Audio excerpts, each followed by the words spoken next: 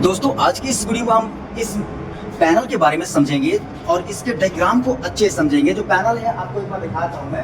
Panel ये आपका front view है। आप पैनल कुछ इस तरह से आपको ये दिख रहा है और जब हम इसको खोलेंगे तो इसमें बहुत सारे आपको डिवाइस दिखने को मिलेंगे। थोड़ा एकदम नज़दीक में इसे दिखाओ।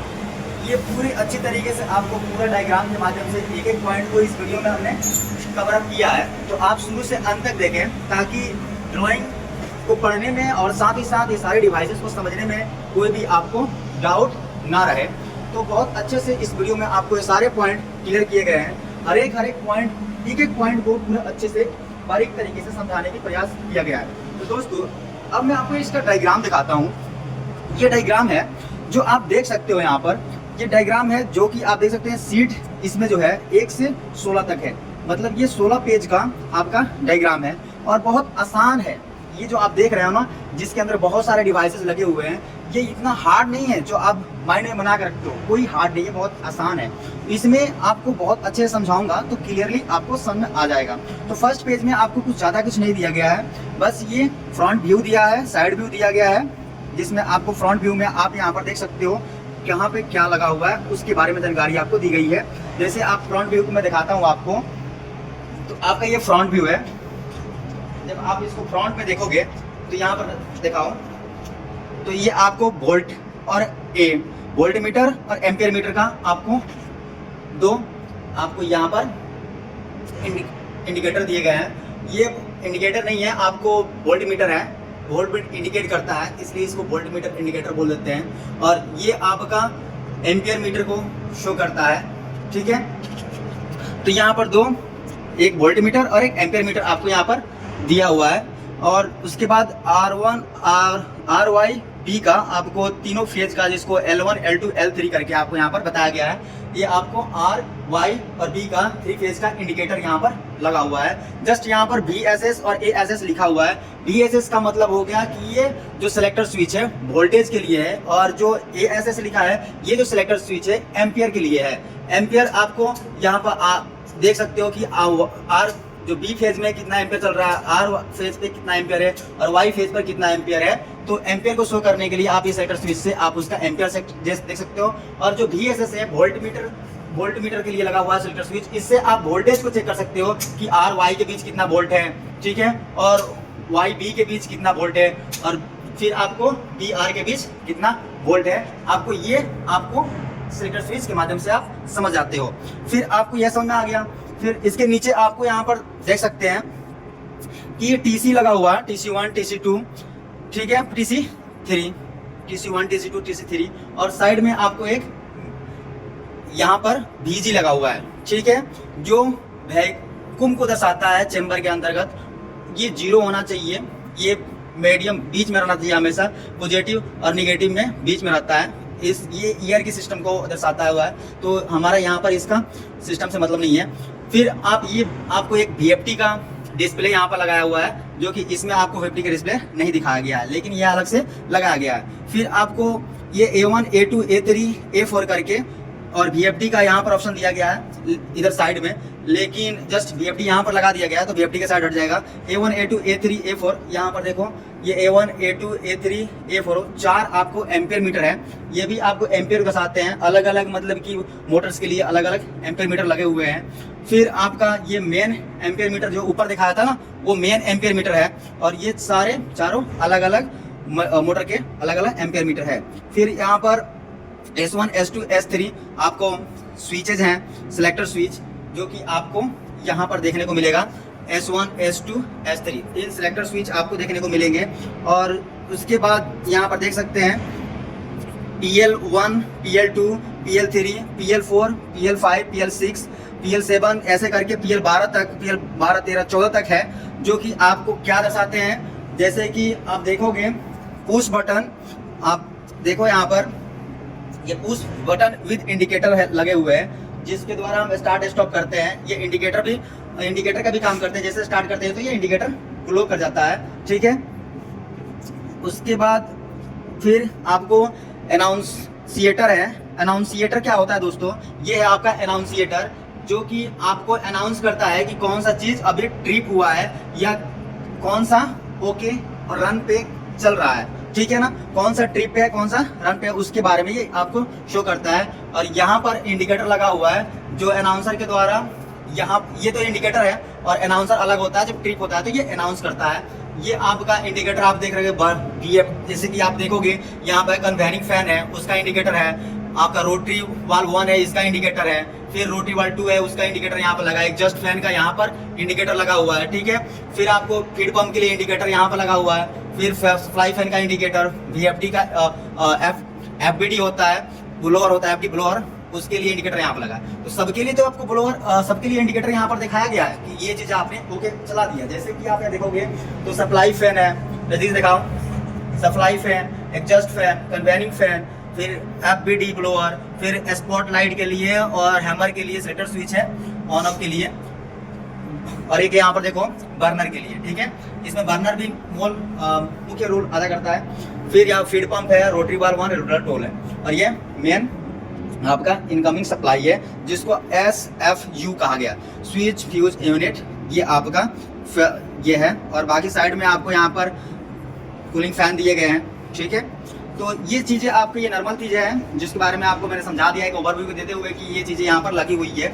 ये एक ड्राइंग मशीन होता है दोस्तों, उसका पैनल है। अब इसमें आप पेज नंबर 1 तो समझ गए होंगे, अब पेज नंबर 2 की बात करते हैं और उसको समझते हैं बहुत आसान तरीके से। देखिए ये पेज नंबर 2 है, ध्यान से दिखाओ यहाँ पर पेज नंबर 2, 16 का पेज नंबर 2, ये आपका दिया गया है, क्या है टाइटल, क्या है इसका, तो पावर सर्किट है, क्या है पावर सर्किट। तो यहाँ पर ये पावर सर्किट है दोस्तों। इस पावर सर्किट को समझने के लिए आपको पैनल के अंदर चलना पड़ेगा, और ये पैनल का इंटरनल व्यू है, ठीक है, पैनल का अंदर का व्यू है। इसमें आपको अच्छे से समझाता हूँ, देखिए बहुत आसान है, जब आप डायग्राम पढ़ोगे ना तो ये जितनी वायरिंग हुई है ना ये इजीली आपको समझ में आने लगेगी। सबसे पहले आप ध्यान से समझिए, यहाँ पर 3 phase plus neutral 50 hertz frequency की AC सप्लाई 415 वोल्ट की आती है, ठीक है, 415 वोल्ट की आती है, कोई डाउट नहीं होगा इसमें पॉइंट को समझने में कोई डाउट है, ये तो आसान है, सबसे आसान है।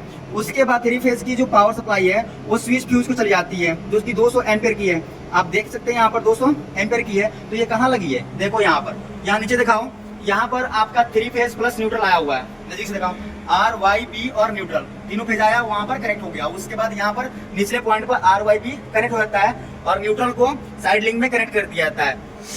यहाँ पर न्यूट्रल को ध्यान समझिएगा, इसमें फ्यूज जो है, इसमें न्यूट्रल को साइड से ले गया गया, फ्यूज स्विच से नहीं ले जाया गया, ठीक है। तो ये न्यूट्रल का कमांड न्यूट्रल से ले लिया जाता है। बाकी फ्यूज जो है, फ्यूज में केवल RYB तीनों फेज आते हैं जो कि 200 एम्पेयर का आपका ये फ्यूज है। उसके बाद यहाँ से फ्यूज से जो पावर आउट होता है, बाकी पावर डिस्ट्रीब्यूट किया जाता है, जैसे कि आप देख सकते हैं। और ये जैसे आप एक बार एक और चीज देखिए, ये स्विच फ्यूज से पहले आपका एक R फेज यूज हुआ है और वो जाता है F0 को, ठीक है। F0 जो कि 001 है, वो एक आपका यहाँ पर फ्यूज दिया हुआ है, F0 फ्यूज है। और इसके बाद ये जो पावर है वो चला जाता है, आपका एक सॉकेट है, देखो यहाँ पर सॉकेट है, कहीं आपको दिखाई देगा यहाँ पर, ठीक है। इस सॉकेट को पावर यहाँ से चला जाता है और इसके साथ ही आपको जो TL1 है उसको पावर यहाँ से स्विच यहाँ पर मिल जाता है। TL1 जो होगा वो क्या है, उसको देखने के लिए आपको क्या करना पड़ेगा, यहाँ पर लास्ट में कुछ पॉइंट दिए गए हैं, ठीक है। तो यहाँ पर देखिएगा तो आपको, तो ये आपका जो है ये ट्यूबलाइट है, ट्यूबलाइट को पावर चला जाता है। एक स्विच इसी, एक तो सॉकेट लगा हुआ है, एक स्विच है, एक स्विच से इसको कंट्रोल कर दिया गया है, P1 P2 दो स्विच है, और यहाँ पर एक स्विच से ट्यूबलाइट को कंट्रोल कर लिया गया है, एक स्विच से इस सॉकेट को कंट्रोल कर लिया गया है, जो कि आपको यहाँ पर देख सकते हैं। एक स्विच से इस सॉकेट को कंट्रोल कर लिया गया है और एक स्विच से ये ऊपर जो आपका ट्यूबलाइट है उसको कंट्रोल कर लिया गया है, ठीक है। तो आपको समझ आ गया होगा कि जैसे ही पावर आपका यहाँ पर स्विच फ्यूज से पहले ही आपको कहाँ पर पावर देना है, इस लाइट को, पैनल के अंदर जो लाइट है उसको पावर दे देना है। तो आपको यहाँ तक समझ में आ गया होगा। बाकी न्यूट्रल यहाँ पर इसको भी मिल जाता है, सॉकेट को भी, और न्यूट्रल लाइट को भी दे दिया जाता है। अर्थ यहाँ पर जो टॉप प्लग 3 पिन आपका सॉकेट है उस पर आपको अर्थ पॉइंट पर अर्थ दे देना है, ठीक है।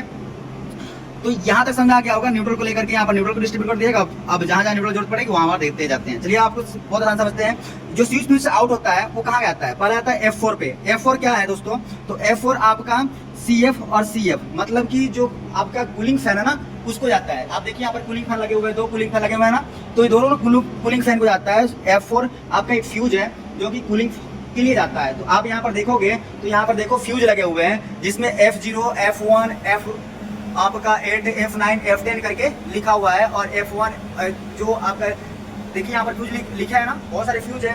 तो इन फ्यूजों को आप यहाँ से देख सकते हैं, इसमें आपको ये फ्यूज लगे हुए हैं, ठीक है।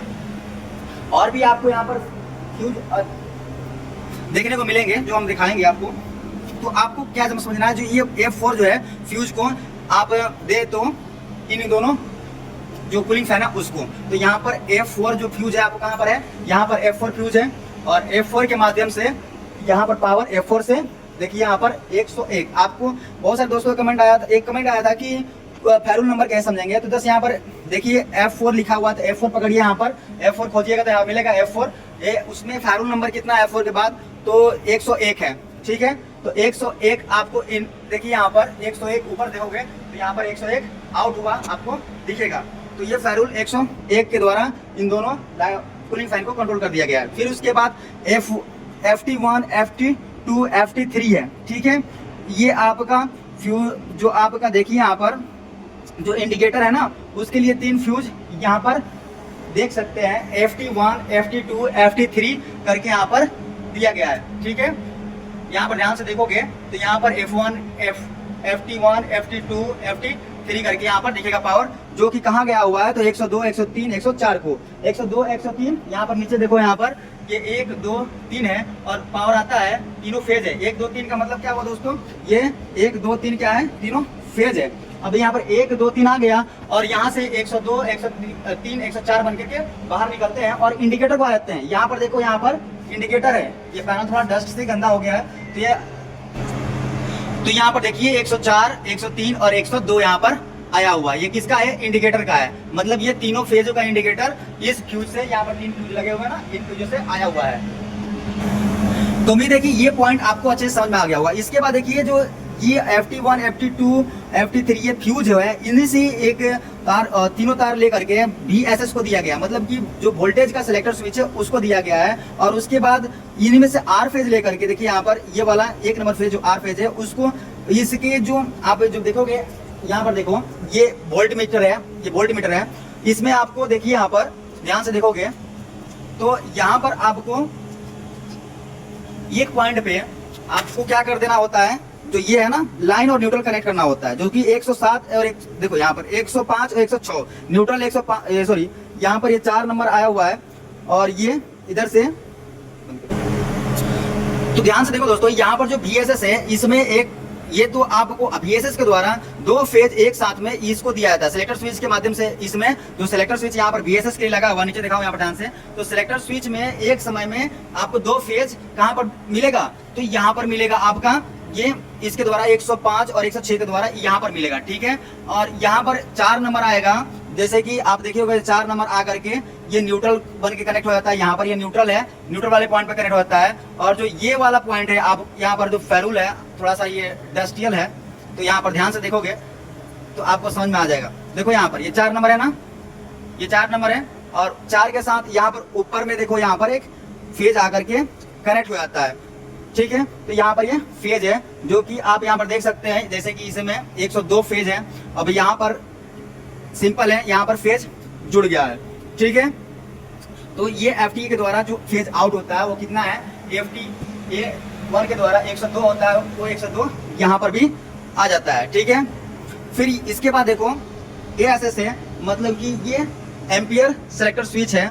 और एम्पियर सेलेक्टर स्विच को ये देखो यहाँ पर ये लाइन जो है यहीं से R फेज जो है आगे बढ़ता है, ठीक है। मतलब कि ये 2 नंबर 102 नंबर, ठीक है ना।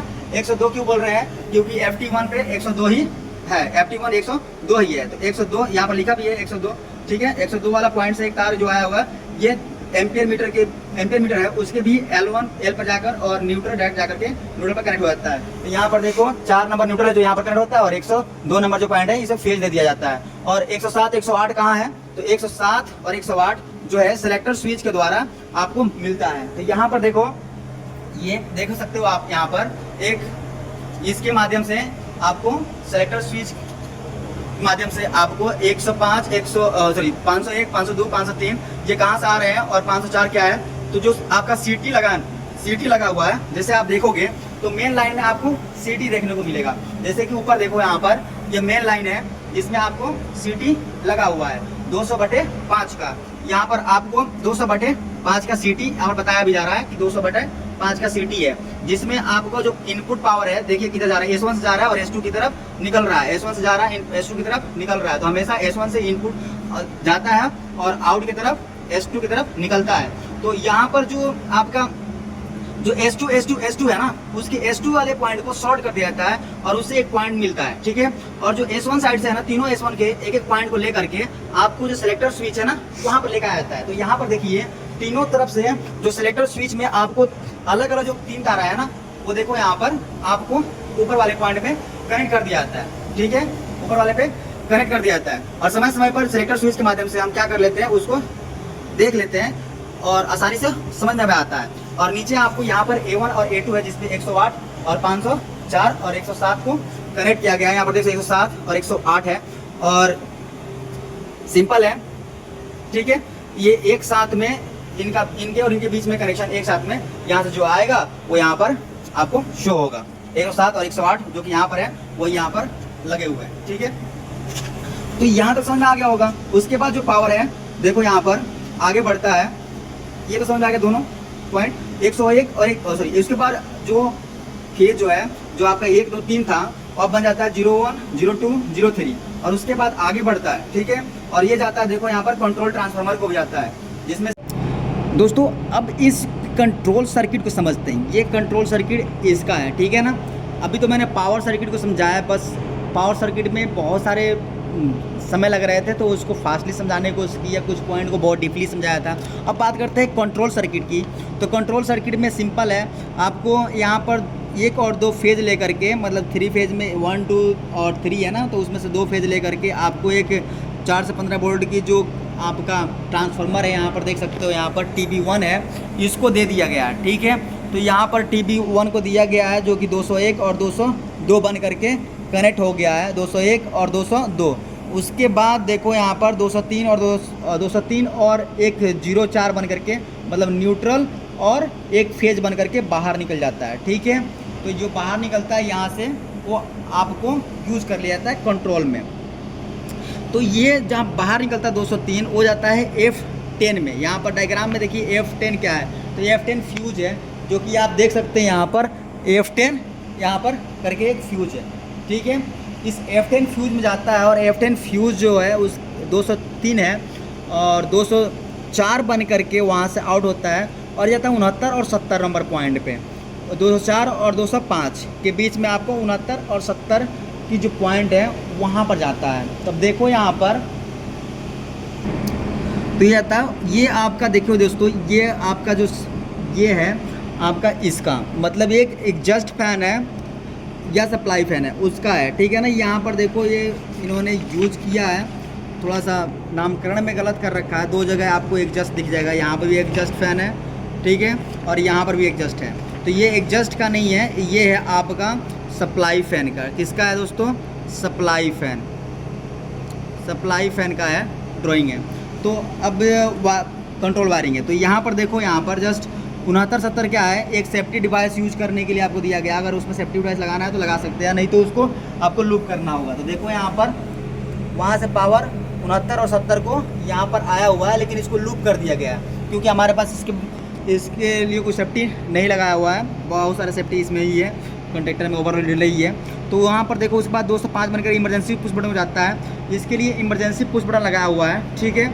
ये जो पावर है, अभी जो पावर है उसके अंदर सेफ्टी दिया जा रहा है। अभी आपको एग्जस्ट के लिए नहीं, जो कंट्रोल के लिए पावर आया हो उसको, उसके जस्ट उसमें एक इमरजेंसी दे दिया जाता है। तो जहाँ पर देखोगे कि यहाँ पर एक इस साइड में एक इमरजेंसी दिया गया है, ठीक है। इस इमरजेंसी को हटाओगे तो सारा पावर ऑन हो गया। देखो यहाँ पर जितने भी आपका डिस्प्ले है सारा ऑन हो गए।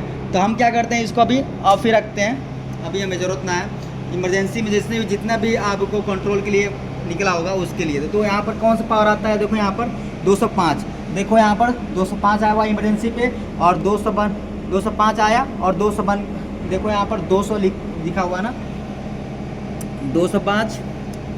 जो इसमें फेरुल नंबरिंग है ना वो थोड़ा डाउटफुल है, क्योंकि इनकी नंबरिंग अच्छी नहीं है, 205 के बाद 206 आना चाहिए। तो यहाँ पर क्या लिखा हुआ है, 200 लिख दिया गया है, ठीक है। तो यहाँ से जो पावर आउट होता है वो 206 बनकर आता, देखो यहाँ पर वहाँ से जो 205 है इमरजेंसी के बाद आउट होता है, उसके बाद ये जाता है अपना एग्जस्ट फैन के लिए, कंट्रोल के लिए यूज़ किया गया है। यही पावर इस यहीं से अब ये आपका सिंगल है, इसी से आपका सारा जो कंट्रोल है उससे यूज होता है। जैसे आपका सप्लाई फैन का कंट्रोलिंग है, तो सप्लाई फैन कंट्रोलिंग में आप देखो यहाँ पर स्टॉप पुश बटन लगा हुआ है। तो सप्लाई के लिए आप देखोगे यहाँ पर, तो ये है आपका सप्लाई फैन, इसमें स्टॉप पुश बटन लगा हुआ है, स्टार्ट पुश बटन लगा हुआ है। तो यहाँ पर आता है स्टॉप पे कितना आता है, देखो ये 200, क्योंकि यहाँ पर 206, ये इसको 205 जो है ना, इसको उन्होंने 200 समझ लिया है, ठीक है। 200 को लेकर के यहाँ पर आ रहे हैं, ठीक है। वहाँ पर भी यहाँ पर जो 205 निकला था वो इमरजेंसी किससे आउटपुट में आपको वहाँ पर क्या लिख दिए हैं, 200 लिखे हुए हैं, ठीक है। यहाँ पर आउटपुट पे 200 लिखे हुए हैं, तो वही 200 यहाँ पर आ जा रहा है। तो ये स्टॉप पुश बटन है।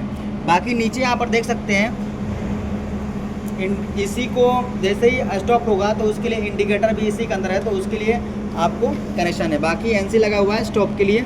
उसके बाद स्टार्ट पुश बटन में जाता है, ठीक है। स्टार्ट पुश बटन में देख सकते हैं 206 और 207 है। तो यहाँ पर फेरूल 206 और 207 है। यहाँ पर ऊपर वाला क्या था, ऊपर वाला आपका सप्लाई फैन का था, ठीक है ना, ये वाला है। तो ये वाला है, तो 200 देखो यहाँ पर 207, 206 से आउट होता है, 207, 206 यहाँ पर इसके अंदर भी 206 है, 206 और 207 बन करके आउट होता है, और हो जाता है सीधे ओवरलोड रिले को, ठीक है, ओवरलोड रिले को। और यहीं से 206 और 207 से एक पॉइंट लेकर के जो मेन कंडक्टर है ना, मेन कंडक्टर उसके A1 इनों पर जोड़ दिया जाता है, जिससे होल्डिंग हो जाती है आपकी जो मेन कंडक्टर है उसकी, जिसकी होल्डिंग करानी हो इससे उसके एनो यूज़ कर लिया जाता है यहाँ पर एड ऑन ब्लॉक का, ठीक है, या उसके अंदर अगर एनो है तो उसका। तो यहाँ पर इसकी वायरिंग एक समझाऊंगा, बाकी सारी वायरिंग ऐसे ही होती है, आपको समझ में आ जाएगा। तो इसके बाद वो ओवरलोड रिले हो जाती है, ठीक है। ओवरलोड रिले में आपको कहाँ है, देखो यहाँ पर OL 1। तो यहाँ पर जब देखोगे तो 207 देखो यहाँ पर ओवरलोड रिले के जो 95 और 90 जो आपका 207 नंबर 96 पर लगा हुआ है जो NC है, और 95 से पावर निकलता है, ठीक है।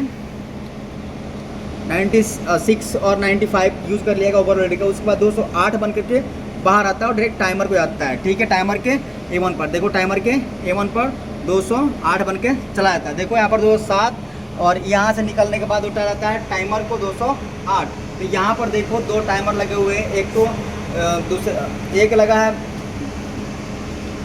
2 टाइम में कौन है अपना वो समझते हैं। तो इसके लिए कौन सा लगा हुआ है, तो देखो जिस पे 208 कनेक्ट है।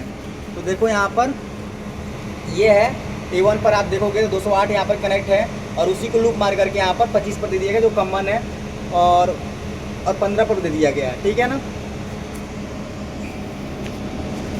उसके बाद देखो यहाँ से तो टाइमर मिल गया। टाइमर को जैसे ही टाइम मिलता है तो सबसे पहले वो स्टार को ऑन करता है। किसको ऑन करता है, स्टार को।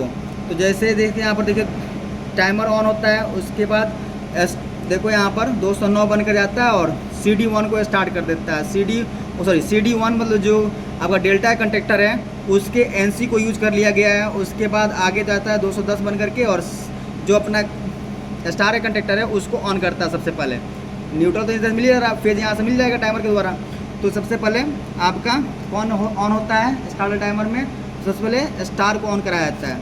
उसके बाद देखो यही पावर जो CS1 है ना उसका एनो यूज कर लिया जाता है, और मेन CS1 का एनो यूज करके उसी को जो मेन कंडक्टर है ना उसको दे दिया जाता है, ठीक है।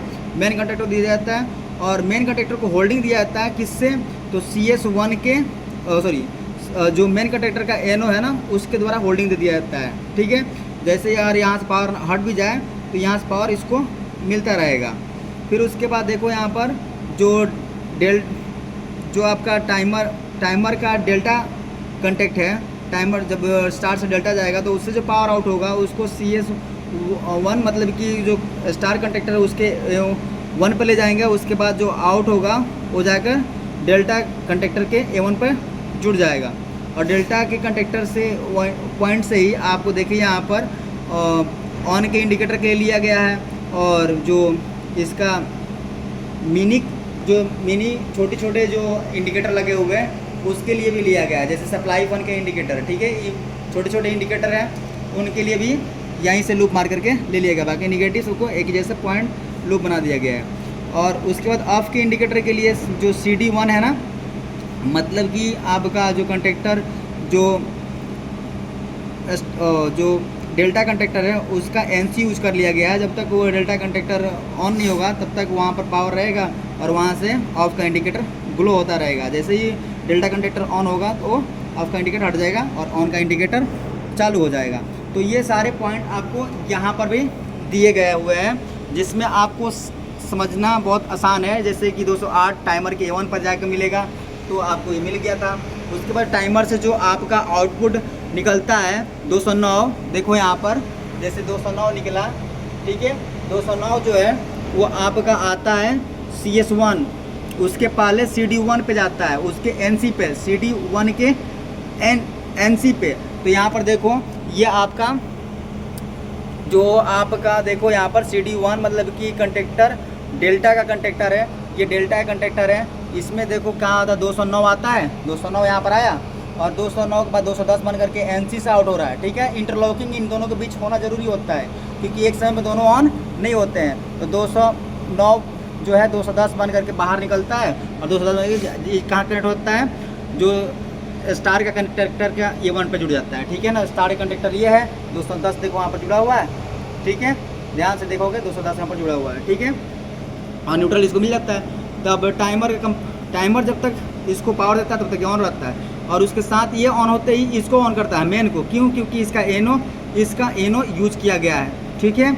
इसका एनो जो कंडक्टर का एनो जो स्टार कंडक्टर है ना, स्टार कंडक्टर का एनो देखो यहाँ पर, ये आपका देखो यहाँ पर ये एनो है, इसमें 211 है, उससे पावर आउट होता है। 208 पे पावर रहेगा तो 211 को पावर दे देगा और एनो ये वाला है, तो जैसे ही ऑन होगा तो इसको पावर आएगा और वो चला जाएगा A1 पे, ठीक है ना। मेन कंडक्टर के A1 पे 212 बन के आ जाता है और होल्डिंग के लिए यहीं से लूप दे दिया जाता है, मेन कंडक्टर को होल्ड कर लिया जाता है। बाकी आसान है। ये डायग्राम थोड़ा बड़ा है लेकिन सब कुछ एक ही तरह के होते हैं दोस्तों, इसमें आपको डायग्राम पढ़ने में कोई दिक्कत नहीं आएगा। जो पॉइंट जहाँ लिखे हुए हैं वो आपको पढ़ते जाना है, समझ में आते जाएगा, कोई बड़ी इशू नहीं है। अगर ये लंबी वीडियो बनाया जाएगा तो बहुत बड़ा हो जाएगा, तो ये एक बाधा वीडियो हो रहा है क्योंकि मुझे इसको समझाने में उतना इंटरेस्ट नहीं आ रहा। क्यों नहीं आ रहा? क्योंकि लंबी चौड़ी वीडियो और सिंपल ही वीडियो है। ये डायग्राम पढ़ने में आपको कोई दिक्कत आ रहा है? नहीं आ रहा ना, तो ये कोई बड़ी इश्यू वाला वीडियो नहीं है।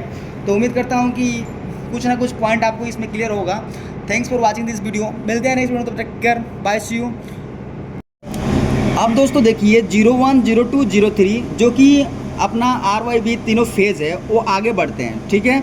ये आपका पेज नंबर 3 है, जो 16 का पेज नंबर 3। यहाँ पर आप सिंपल देखोगे तो एक सप्लाई फ़ैन है, ठीक है ना, जो 25 HP का है, और एक एग्जस्ट फ़ैन है जो कि 40 HP का है।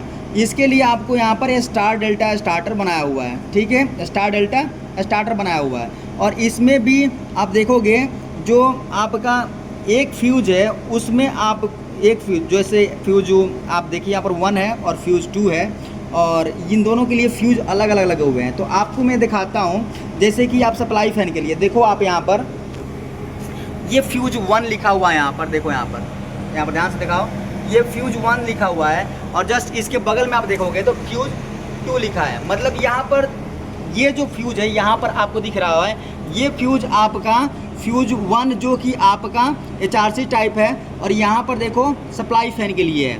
और जो फ्यूज 2 है जो कि यहाँ पर 3 आप देख रहे होंगे, 3 फ्यूज दिख रहा है। ये तीनों फ्यूज किसके लिए है? ये तीनों फ्यूज आपको 3 फेज़ को इंडिकेट कर रहे हैं और ये एग्जस्ट फ़ैन के लिए इनकमिंग पावर है, ठीक है। तो अब इसमें आपको समझाता हूँ कि ये कनेक्शन कैसे हुआ है। ये सिंपल है, पावर ये डायग्राम है किसका? आपका स्टार डेल्टा स्टार्टर का। तो सिंपल होता है, जैसे कि आपका फ्यूज से तीनों तार आगे बढ़ते हैं, इसमें आपको A2 जो है इसका जो सप्लाई फ़ैन है उसका एम्पेयर मीटर है। तो यहाँ से देखो, यहाँ पर S1 S2 चला जाता है A2 को, A2 आपका जस्ट आप देखोगे यहाँ पर, देखो यहाँ पर लिखा भी है 702 और 701। 702 और 701 कहाँ पर है? तो देखो यहाँ पर आप जस्ट देखोगे 702 और 701, ये आपका एम्पियर मीटर है। और 4 और 102 यहाँ पर इसकी इनकमिंग पावर है, जो कि आपको सिंपल है। कहाँ से आई है? आपका FT1 से आई है। पहले भी बता दिया हूँ, जितने भी इनका इनकमिंग पावर है, इन सारे जो एम्पियर मीटर हैं उनके लिए एक ही जगह से ले लिया गया है। अब यहाँ पर आपको ये समझ में आ गया। अब A2 को हमने किस सिटी से किस सिटी से सिग्नल दे दिया, तो सिटी से हमने जो करंट का वैल्यू है किससे देते हैं, तो जो अपना R फेज है ना उसमें लगा दिए सिटी, और उससे एक पॉइंट लेकर के यहाँ पर लूप करके दे देते हैं। ठीक है, उसके बाद यहाँ पर देखो 05, 06, 07 बनकर आता है। और आपका मेन कंडक्टर यहाँ पर CD जो डेल्टा कंडक्टर है, और CS1 जो है आपका स्टार का कंडक्टर है। तो देखो यहाँ पर 1 दिख रहा होगा, जैसे कि CM1, CM2, CM1, CD1 और CS1, क्योंकि आपको यहाँ पर देखिए बहुत सारे कंडक्टर है, तो उनको अलग अलग नाम देने के लिए यहाँ पर अलग अलग आपका नामकरण करना पड़ता है। तो यहाँ पर मेन कंडक्टर, डेल्टा कंडक्टर और स्टार कंडक्टर है। ठीक है, तो RYB 3 फेज आता है और मेन कंडक्टर के इनपुट हो जाता है। उसके बाद ओवरलोड से होते हुए आपको देखो U2, V2 और W2 जो कि 5, 6, 7 है, उस पर आगे के लिए मोटर को लगाने, मोटर के 6 वायर होते हैं दोस्तों, तो 6 वायर के लिए टर्मिनल दे दिया जाता है। जैसे आपको ये दिखाता हूँ मैं कहाँ पर है। तो 05, 06, 07 यहाँ पर देखो, ये आपका स्टार डेल्टा स्टार्टर है। ठीक है, जो कि आपका सप्लाई फैन के लिए है। तो देखो यहाँ पर 05, 06, 07 है, तो यहाँ पर 05, 06, 07 है। उसके बाद यही लूपिंग करके, यही तार 05, 06, 07 को लूप करके आपका जो आपका स्टार डेल्टा कंडक्टर है उसको दिया जाता है। तो यहाँ पर डेल्टा है, उसमें भी देखो 05, 06, 07 लिखा है।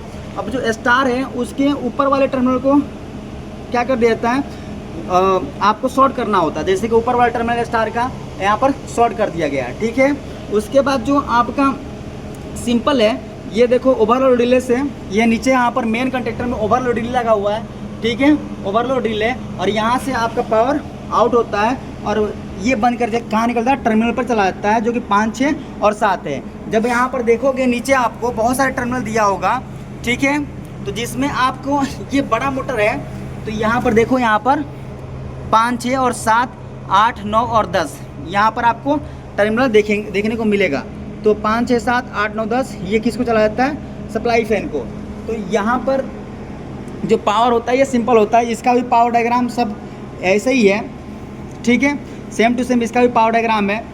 फिर आपको कन्वेनिंग फैन है, ये आपका सिंपल किससे RYB 3 फेज लिया गया है। ठीक है, और उसके बाद MPCB को दिया गया है, MPCB 3। आप यहाँ पर देखोगे तो यहाँ पर एक कन्वेनिंग फ़ैन है जो कि 3 HP के लिए है। इसके लिए आपको आप देखिए यहाँ पर 9 एम्पेयर का C3 कंडक्टर लगा हुआ है, जो कि आपको दिखाता हूँ मैं। ये कहाँ पर है, MPCB। तो यहाँ पर देखिए बहुत सारा MPCB लगा हुआ है। यहाँ पर देखो नीचे MPCB 3, MPCB 4, MPCB 6। अब यहाँ पर देखो सिंपल है, इस डायग्राम को समझना कि यहाँ पर MPCB से आउट होता है, और ये देखो यहाँ पर, और उसके बाद इसमें एक सीटी लगा दिया गया है, और सीटी से आपको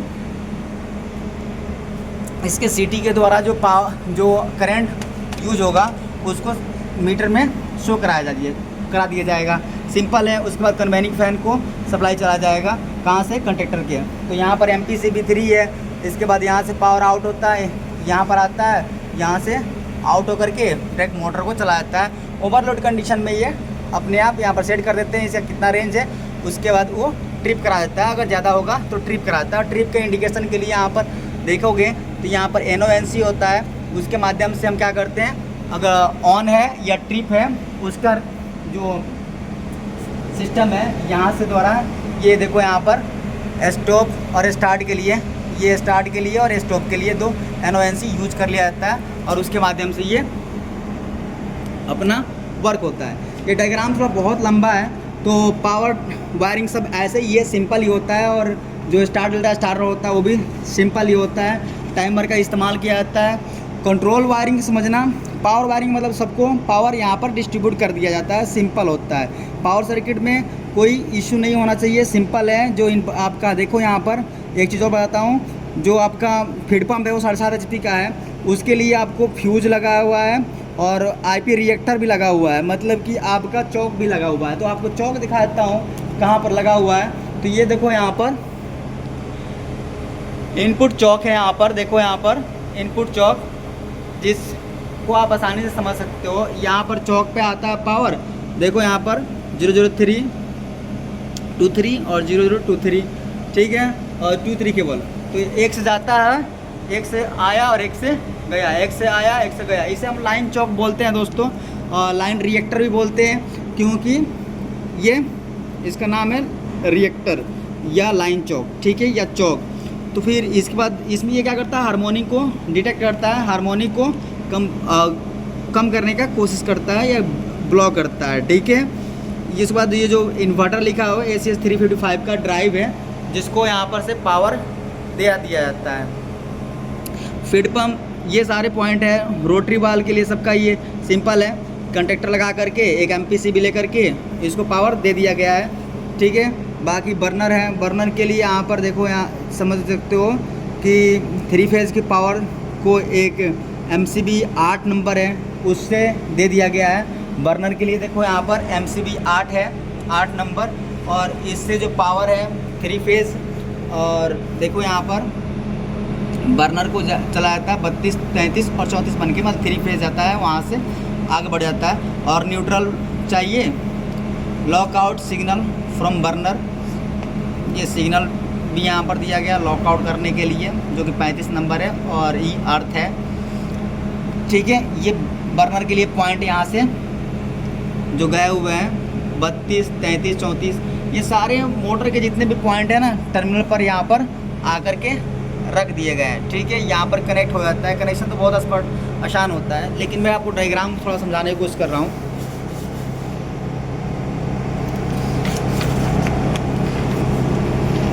ये भी पावर सर्किट ही है, अभी भी हैमर का पावर है, ठीक है। तो हैमर के लिए पावर सिंपल है, देख सकते हैं आपको, ये डबल फेज का हैमर होते हैं, उनके लिए आपको यहाँ पर